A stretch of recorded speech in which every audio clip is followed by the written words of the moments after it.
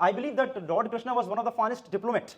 I will give you one example. When in Mahabharata, Balram in that time decided not to fight from the side of anyone. He will neither fight from the side of Kauravas nor fight from the side of Pandavas. So when Bhishma died, when Guru Dronacharya died, and when only Duryodhan was left, then there's a story that the Gandhari, who was the mother of Duryodhan, she blessed Duryodhan that your whole body will be of Vajra. Due to some reasons, the lower part of the body was not made of Vajra. Now when Duryodhan challenged Bhim to fight with him with a mace fight, Gada Yuddh.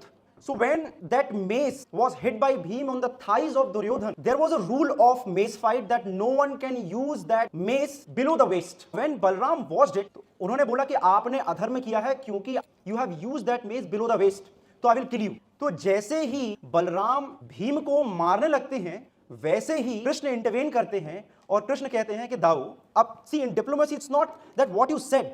In diplomacy, what matters that how it was stated. So, in a very lighter note, he said, दाऊ, आपने तो वचन दिया था कि आप किसी की तरफ से भी लड़ेंगे नहीं, तो आप क्या दुर्योधन की तरफ से युद्ध कर रहे हैं दाऊ?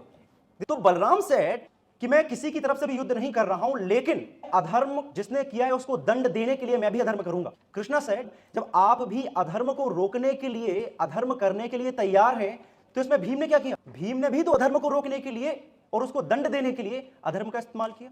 And this was the statement which made all the situation in ease.